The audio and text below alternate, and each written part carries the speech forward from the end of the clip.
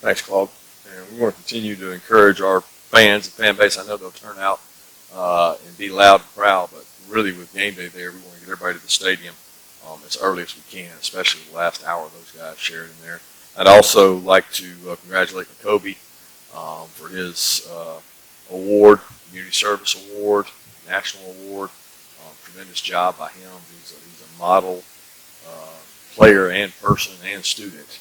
And for him to get that award, I think it's pretty incredible, the job he's done since being here. And comes from a great family, and it's a great award for the University of Georgia to get recognized, to have a player of that caliber be put on that team.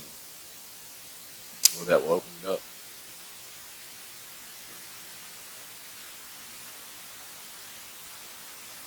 Coach, against Vanderbilt, you had a chance to get a look at a lot of your younger players or people that don't always get playing time. How do you think Broderick Jones did at left tackle? Broderick's been playing a good bit. You know, he's played left and right. He's not playing in situations where we have lead. You know, he's playing in a normal rotation, and he's done a good job. He continues to improve, work hard. You know, he can't make focus errors and focus mistakes. He has a couple of those gained. He's got to get those out of his repertoire, but he continues to get better. I think he's a really good athlete and bends well. And he's got a great upside. So we want to see him keep practicing well, getting better, adding depth to our team, trying to create options for us on the offensive line. And the better he plays, the more options we have. Coach, I want to ask you about Marcus Rosenzweig's thing. I think he got kind of injured a little bit the other day. I guess while I'm at it, just a weekly update on Darnell and Tykee, Kirby Smith, and I'm not forgetting here, Dom Blaylock. Yeah, Darnell and Tykee are back. You know, we did not take them on the 70 for the main purpose of having them work out. So they got a good workout in Friday. They got a good workout in Saturday here without us being here, and they both ran really well. They're back in drills. They're practicing. They're doing everything this week, full go, so that hopefully we have them available. I mean, I haven't seen them physically practice yet, so we still got to see that. But we're under the expectation they'll be able to go and play and be able to help us. You know, I think that time off can hurt you, especially when you haven't played in quite a while. But we got to bring those guys back and be smart about their reps today and kind of work them back in. Dom's still nursing a hamstring. Hopefully, get him back. Rosemus is just an ankle. We don't know how fast it's going to turn around. We're certainly hopeful to get him back. I think that's everybody. Yeah, Arian, again, didn't make the trip. He's been bothered by a shin contusion that he had prior to, I guess, prior to the South Carolina game. It happened in the UAB game. He's been working his way back, and we got really good recovery by not taking him last week, and we're hoping he's able to go this week. Arkansas is evidence that sometimes SEC schedules are tougher than you may think when you first look at them in preseason. With the conference expanding, what do you see in the future for scheduling and how this is going to affect getting in more of these attractive non-conference games? Yeah, I think the conference expanding is going to allow us to have more opportunities to play more teams. You know, it's going to depend on what format the presidents and Commissioner Sankey decide to go with. That's the least of my concerns right now. I promise you that. I don't know what they plan to do. I'm certainly in favor of being able to play more SEC games because I think it's good for the league. It's good for the conference. Kirby, I wanted to ask you about the scout team. It seems like that comes up with every guy that we ask about. Just what is it about that scout team here that allows so many guys to go there and develop? Is there a particular closeness with those guys down there? And I guess the second part of that, or do you do anything different with that unit here than maybe y'all did at Alabama or places you've been before? I just think it's our standard. It's the expectation. We sell it here really hard that development is important. Well, how do I develop? I can develop by going on the scout team and getting quality reps. There's a lot of our kids that get better faster on the scout team than they do on the first or second unit because the first and second unit doesn't go against the same quality that the scout team just goes against. You get better by playing against better competition. I'm a firm believer in that. I've seen it in rec football with my kids growing up. I've seen it in high school football with who you play in the regular season. I've seen it in college football. When you play better teams, you get better. So when you play against a better opponent, Well, on the scout team, you get better. And our guys have bought into that. We rarely have guys come complain because if they're not getting reps, they're actually wanting to go get reps. And that's about recruiting the right kind of person in your organization so they get value out of practice. And we take a lot of quality reps on those units. Hey, Kirby, what are some of the differences between Sam Pittman, your last offensive line coach, and Matt Luke, your current offensive line coach, in terms of philosophies and how they interact with players? Yeah, I don't really get into comparisons. I think both those guys are so good in their individual rights. It's unfair to really try to compare those two guys. They're both, number one, incredible people, incredible men, strong belief in family. They're everything that epitomize what you want in a assistant coach / O-line coach, because they care about the team more than themselves, and they sell that to their players, and they're both great recruiters. So I want to ask you about what Arkansas was doing defensively. It looks like they're kind of going with kind of an umbrella look a little bit. And just what about that and the challenges that's going to present with that? Yeah, first off, Barry does an incredible job. Barry is one of the few people that you can say he takes what he has and he gets what he has to work really well. So like he's been different in different places. He's not been the same guy everywhere he's been. He's morphed, he's changed. He's changed with college football. He's innovative. He goes and looks and studies what other people are doing. He forces your hand to maybe play left-handed, where you can't do some of the things you want to do. He's really good at it. And not only that, he's got some really good players doing it. Make no mistake about it. This is not the Arkansas that we played last year. Okay, those guys up front, he's got 3 transfers, 2 from Missouri, 1 from Illinois State, and they play extremely hard, and they're extremely physical, and they create an immense amount of problems for the people they play. And they will not be taken lightly by this group because they're doing an incredible job of creating problems for offenses. Just look at what they've done with those, with really the 2 big games everybody knows about, but they've really done it in every game. Kirby obviously asking about Sam, but just in general, do coaches look at other assistant coaches and say, this guy's going to be a good head coach, this guy may not be a good head coach, this guy will be a good head coach, or does a lot of it, y'all think, just come down to fit, timing, luck, that kind of thing?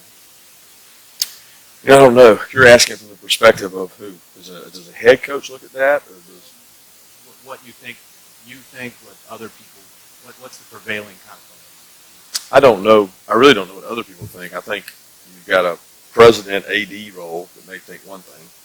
You've got coaches who may think another, and none of us are necessarily always right. You've got agents who think they know. So, I think everybody has their own opinion of what's going to work, and what's not going to work, and what's a fit for this place and a fit for that place. And well, they're geographically here and they're geographically here. I think everybody's got their own opinion. I'm of the opinion a good football coach that is willing to sacrifice his own ego and say, if I can go out and hire people smarter than me and people that are really good coaches, and I'm going to have a hell of a staff and not make it about myself, then you got a chance to be successful. Now, you got to recruit, and you got to recruit well, because nobody does real well without good football players. I think that's a big part of that role, but Sam fits all that. He's a tremendous leader of men, and that's the number one discipline we're charged with. How do you lead your men, and how much do they believe in you? And that, he's got the ultimate right now going on, because 100% those men in that locker room believe in Sam Pittman and what he tells them to be true. They believe it, and they go out and play like it. Kirby, how much value is there that you guys already built in the season in terms of the spotlight game with game day, and that you guys are equipped to go through a week of preparation without being distracted? We hadn't really even thought about that, because I look at it as they've had 2 massive games as well. I mean, there's no kid that's going to say, oh man, this game is bigger than that game.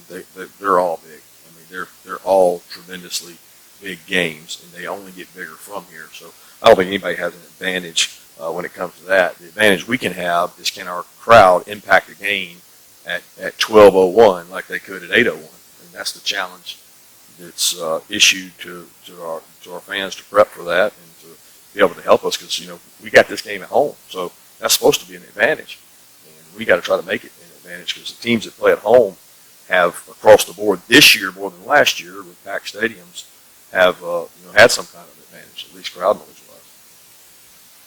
Kirby, what is it about the second year jump? Obviously, you had a big jump from year 1 to year 2 with your program, and it looks like Sam is having a similar jump in his second year with Arkansas. Yeah, Sam had a big jump year 1.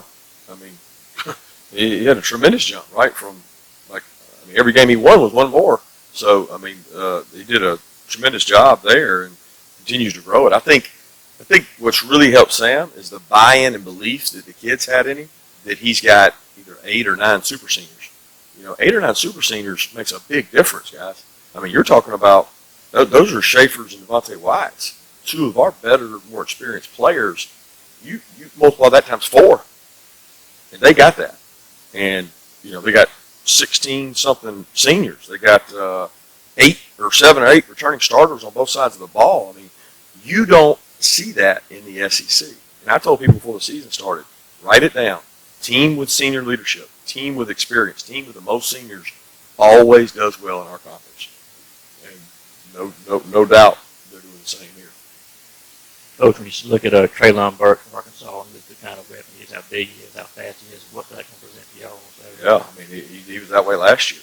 He's a competitor, loves the game. I love the way the guy plays. He's multi-purpose. He can do so many things. They do a really good job of using his skill set. And Coach Bryles does a great job of making sure that the ball can get to him different ways. And he's a football player. Coach, you talked about the running backs' explosive plays. That's kind of been a reoccurring theme. After watching the tape, have you seen anything that could help you in that area? As far as? I think the longest run from a running back this year is 23 yards. Yeah, I would say last year wasn't a whole lot different. Like we weren't really explosive the last 2 years in the run game, and some of that has to do with the way people are playing us. Some of it has to do with RPOs being called, getting them to block, more on the perimeter. Some of it has to do with the size of our offensive line. You go back, we were a bigger, more physical team when we had the 2 first-round tackles, and explosive runs are about holes and displacement. If you displace people, you get explosive runs. If you don't displace people, you don't get explosive runs. You got to be run efficient, and we've been run efficient. And efficiency to me is as important as explosivity. Like if you just said, "Hey, which ones?" They're both important, but for our rushing average and our run efficiency, the way we evaluate it, we've been on par with where we should be. We just haven't been explosive. And I would love to be explosive, but it's not more important than being efficient. You mentioned a second ago the not having the super big offensive linemen like Ben and Solomon. Is that just because of circumstance, because those guys graduated and you don't have younger guys that are quite at that size? Is it a recruiting shift? Is there anything that led to that, or is it just circumstance? I don't think so. I mean, I think that we had a run there where we had 2 really massive, talented tackles, and I think our tackles are good now. They're just probably not first-round picks. And those 2 guys were, and we were really big, and Ben was really big. Tate gave us more size, and we lost him. So it's one of those deals that I think we continue to improve. The guys we got are buying in. Every team's different. So where we might not be as strong, we might be stronger in some other areas. Certainly have good depth. We've got tight ends with different skill sets than we've had in the past. So we have to try to highlight those. Kirby, the blessing of having so many running backs that are guys you could use in the game, I guess, where are you on maybe some guys need more carries to develop a rhythm in a game versus spreading out those carries? Not at that point. I think it's important to stay healthy, stay fresh, use the hot hand, whatever that hot hand may be. Those guys are all contributing factors on special teams. I mean, each one of them is a really good special teams player in his own right and has a role, and those snaps are really valuable for us. And unless there's a hot hand to the point where a guy's out rushing, making more people miss where there's a considerable difference, we're going to use those guys. That's part of the recruitment, right, is that you're not getting 20 to 25 carries because we are able to share the load. I think that helps us from a turnover standpoint, a stamina standpoint, a health standpoint, a morale standpoint. But by all means, if we got a back out there that's making everybody miss, he'll be in the game. But at the end of the day, it's really for us about can you rush the ball efficiently, and what do you do best? Like, what is your skill set best suited to make us successful?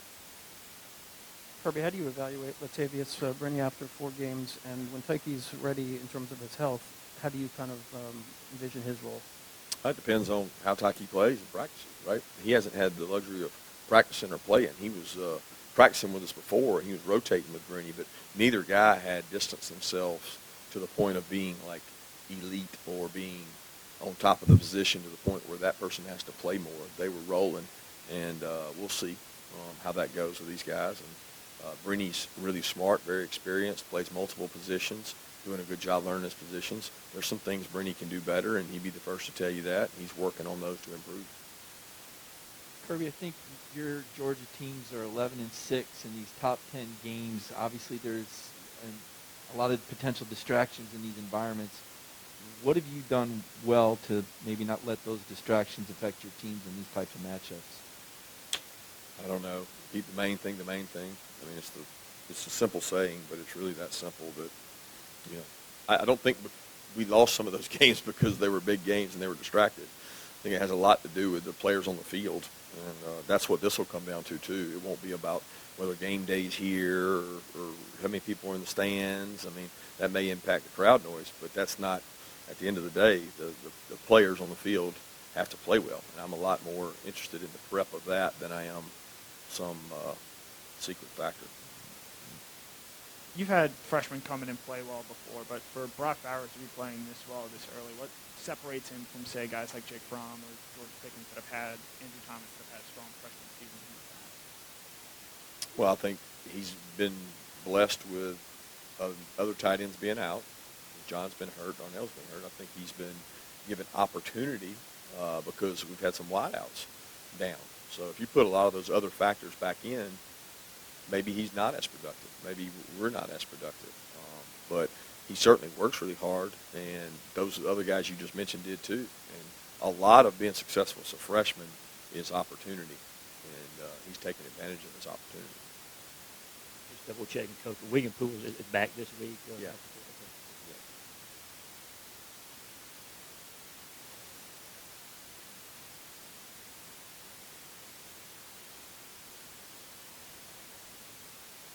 Kirby, outside of the magnitude of this matchup, is there anything that is driving your push to get the fans in there early?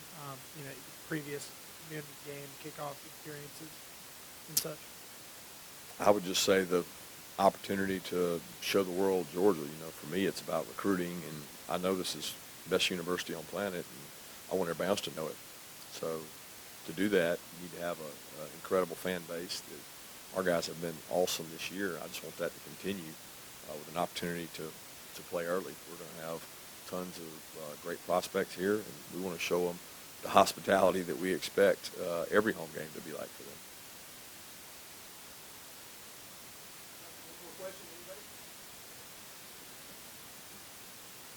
Kirby, you mentioned recruiting. This is a 12 o'clock game. Give me your thoughts on having a 12 o'clock game and how that impacts recruiting.